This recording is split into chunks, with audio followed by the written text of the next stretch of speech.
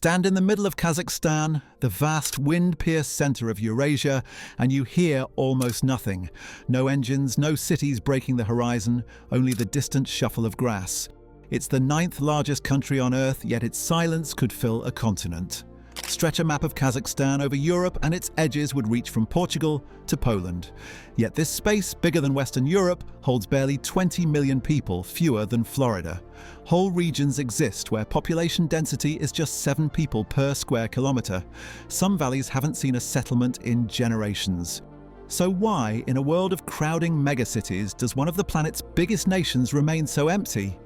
The answer isn't just terrain, it's a story written in conquest and collapse, famine and survival, radiation and revival. 5 centuries of people trying to live in a land that never stopped testing them. At the heart of Asia lies a landscape built for endurance. No seas to soften the temperature, no forest to tame the wind. Endless plains blur into desert. Mountains crack snow into rivers that vanish before reaching the ocean. This is the Kazakh steppe, one of Earth's last truly boundless spaces. Grasslands so wide that sunrise and sunset feel like separate worlds. Here, summers sear above 40 degrees and winters plunge below -40. Rivers are rare, rain unreliable, and soil alternates between dry clay and salt crust. To the west yawns the Caspian Depression, a basin below sea level. To the east tower the icy Tian Shan Mountains, feeding green valleys that glow against the beige void. Nature here rewards movement and punishes permanence. For thousands of years, people survived precisely because they never stayed still. But every landscape that seems eternal eventually meets a power willing to redraw it. Before borders, Kazakhstan was motion itself. Scythian riders, Turkic nomads, then Kazakh clans moved with the seasons, guiding herds through grass that swayed like water. Their homes were light, their wealth had 4 legs. The horizon was both wall and promise. In that freedom they forged unity, the 15th century Kazakh Khanate, a loose web of tribes led by khans whose rule flowed along routes rather than through cities. It was neither empire nor colony, existing only because no one else yet had the strength to claim it. That changed as Russia marched east. By the 1600s, wooden forts dotted the northern steppe. To Moscow, open land meant unclaimed land. Each fortress anchored another piece of empire. Each treaty pressed the nomads closer to control. For centuries, the Kazakhs had lived by motion, and now a power obsessed with boundaries was closing in.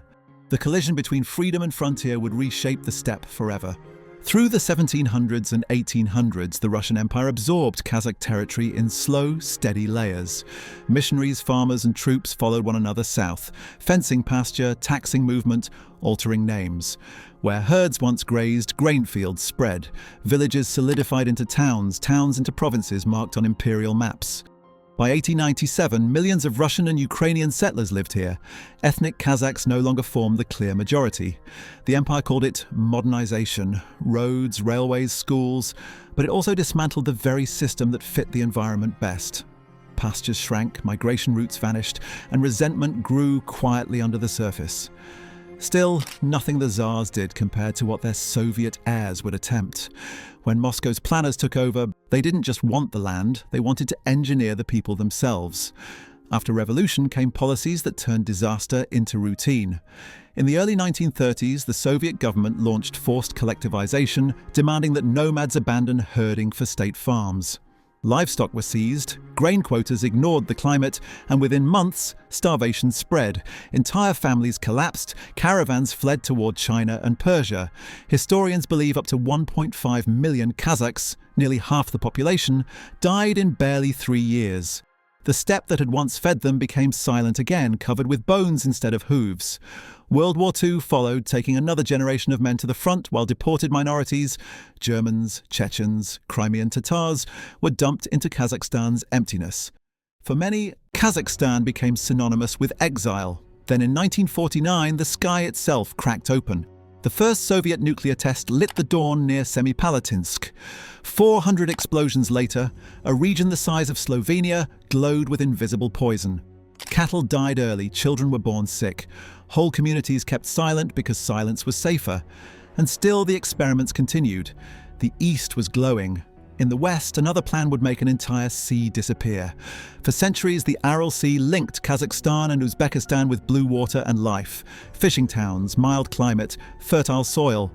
In the 1960s, Soviet engineers diverted its feeder rivers to grow cotton in the desert. Within a generation, the sea shrank by 90%. Boats were marooned in sand miles from any shoreline. Dust laced with salt and pesticides swept across Central Asia, coating homes and lungs alike. Once green deltas turned to wasteland. Summers burned hotter, winters longer. It wasn't just an environmental failure, it was social collapse on a continental scale. By the late 1980s, the Aral Sea existed mostly on maps. Kazakhs who stayed behind breathed in sandstorms made of their former livelihood. And as the USSR crumbled, the country itself seemed ready to vanish in the same way, drying up from the inside out. Independence came in 1991 with flags and hope, an immediate crisis. The economy imploded overnight. Factories closed, salaries disappeared, and millions of people packed their belongings for somewhere else. Russians, Germans, and Ukrainians went home, leaving ghost neighborhoods behind. Between 1993 and 2002, the population fell by 2 million. Entire districts emptied, railway towns faded back into the prairie, birth rates collapsed to record lows. By 1999, each woman averaged fewer than 2 children. Kazakhstan's total population bottomed out near 15 million. The world's 9th largest country had become one of its least populated, a hollow state stretched across endless land. But under that emptiness lay fortune, oceans of oil and gas, mountains of uranium. When global companies arrived to extract them, money and momentum returned. In 2000, the discovery of the Kashagan oil field, one of the largest in modern history, transformed Kazakhstan's fate. Billions in foreign investment flooded in, building pipelines, roads and cities where there had been little more than sand. Fuel financed new industries, universities and a capital city, Astana, a planned metropolis designed to prove that the steppe could glitter. Economic growth revived confidence. Birth rates rose sharply. For the first time since Soviet days, more were being born than leaving. The government urged the Kazakh diaspora to return, offering land and subsidies. 1 million people came back from Mongolia, Turkey and beyond, many settling in the north, quietly restoring the ethnic balance Moscow had once altered. By 2014, Kazakhstan's population surpassed its Soviet peak. The country's GDP per person multiplied, and its skyline became a symbol of ambition. Yet prosperity also built dependence. Pipelines still ran through Russia, and almost every export moved across Russian territory. Kazakhstan was booming, but not entirely free. That dependence turned dangerous after 2014, when Russia seized Crimea under the excuse of protecting Russian speakers. Kazakhstan, with its own 3 million ethnic Russians along the border, heard the echo clearly. Moscow politicians began hinting that northern Kazakhstan was historically Russian land. When Russia invaded Ukraine in 2022, Kazakhstan refused to support it, then quietly accepted Russian men fleeing conscription. It balanced on a knife edge. Condemning aggression too openly risked retaliation. Staying silent risked isolation from the West. Nearly 80% of its oil exports still travel through Russian pipelines. Each decision in Astana now passes through 2 calculations: how not to anger Russia and how not to lose Western allies. Kazakhstan's legendary vastness has become its shield, an emptiness wide enough to maneuver but not to escape.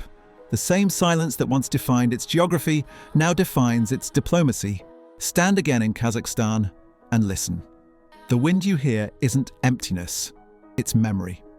It carries the sound of hoofbeats, railway engines, the roar of nuclear fire, and the whisper of dunes where a sea once stood. No nation has endured more ways to vanish and somehow remain. From nomads erased by empire to farmers erased by famine, from radiation to recession, the steppe has absorbed it all and still breathes. Today, skyscrapers rise from ground once salted dead, and children play on soil their grandparents feared to touch. Kazakhstan remains half full, half empty, a bridge between Russia and China, between the old world and the new, between caution and aspiration. Its silence no longer feels like defeat, it feels like potential, because here emptiness has never meant the end of life, only the space for it to begin again. In the end, Kazakhstan's emptiness isn't what was lost, it's what remains possible.